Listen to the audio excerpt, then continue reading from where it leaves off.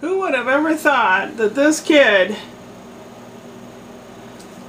could be such a troublemaker?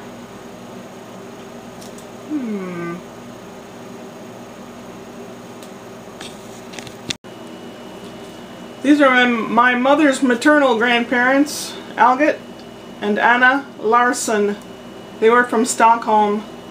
They came over to the U.S. to visit some cousins and friends and didn't have enough money to return back to Sweden. So she got a job as a cook and he as a chauffeur and a gardener. And they stayed and married and had some children, my grandma being one of them. And then years later, this is about 1972.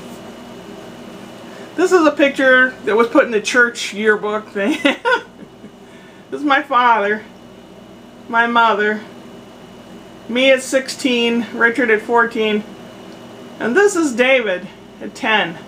He had a little Dutch boy haircut. We were on vacation visiting one of my mom's relatives, and we stopped someplace. We stopped in Texas, and the waitress comes over and she goes, "What would y'all like to have?" And my brother Richard said, "I'll have a hamburger." "No, make that a cheeseburger." And she said, "One cheeseburger." And we just it sounded so funny, you know. And then she looked at David and she said, "What would the little girl like to have?" "I'm not a little girl, I'm a little boy." It was kind of funny. And then years later, when I got married, I had two children, Brian and Scott. Brian is now 6'10", and Scott is now 6'5". And they're in their early to mid-30s. This is Ashley. She lives with Brian. This is Scott. Scott's married to Marley, and they live up in Canada, Saskatoon, which is where this picture's taken, in front of the Saskatoon River. Lovely, lovely area up there. Yeah, that's my family. When I was, I always had big buck teeth. My teeth stuck out, and they're big buck teeth. And I was always the tallest and skinniest kid. I had lordosis and scoliosis. Scoliosis is the curvature of the spine from left to right, and lordosis is the curvature of the spine from front to back. Like your butt sticks out and your stomach sticks out. So I was pretty messed up, and I inherited all the bad bones and bad teeth from my dad's side of the family. We just have bad bones. Bad to the bone. No, we just had bad bones. So I wore a Milwaukee brace, which was 20 pounds of leather and metal. Sounds kinky, doesn't it? Well, it wasn't any fun. When you weigh 80 pounds, it's 1/4 of your body weight. And it went from your hips all the way up to here, like walking traction. In a year's time, I grew 10 inches. And I was still skinny. So skinny, my hip bones would stick out. Like knife blades. Yeah. And I've always been wired a little differently. I was never allowed to have friends because my mom's narcissistic. I never really knew until about 2-3 years ago part of my problems, and that's part of them. A goodly amount of them.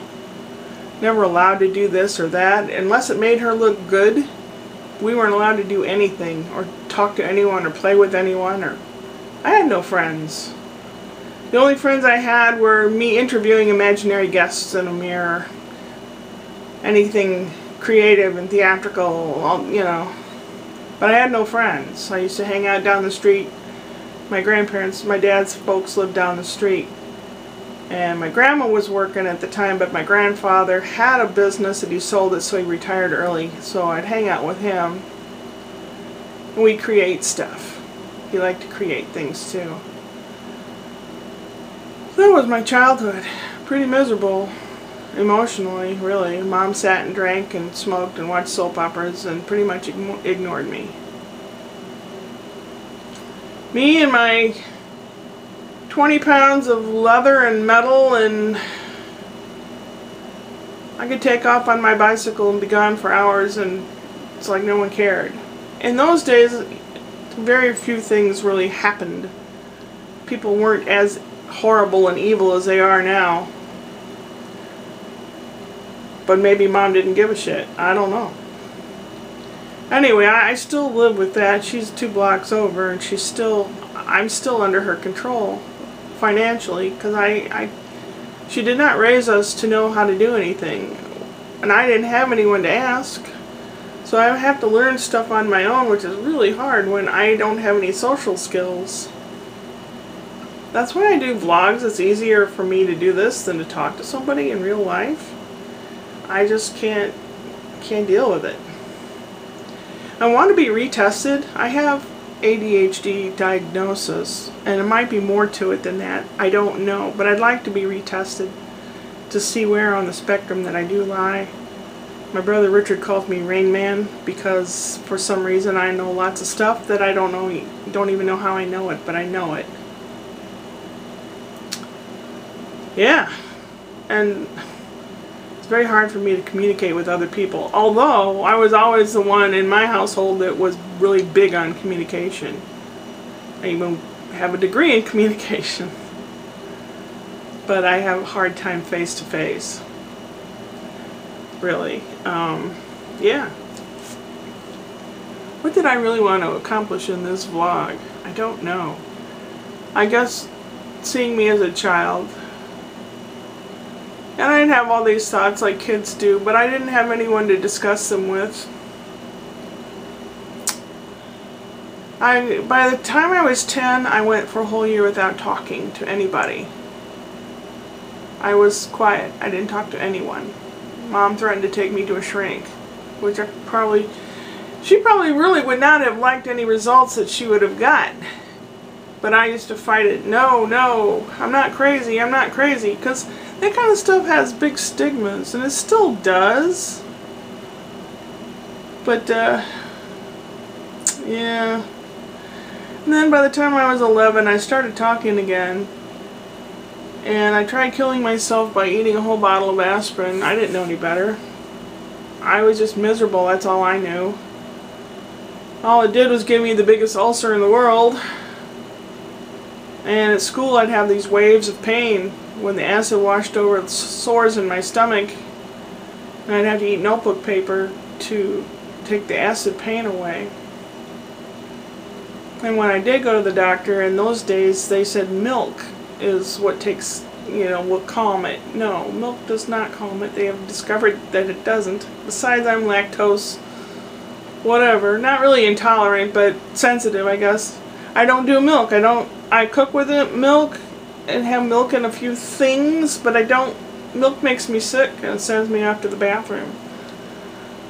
I think a lot of people, there are more human people than not that can't handle cow milk, or at least pasteurized cow milk. Anyway, straying off the subject as I often do. What was I saying?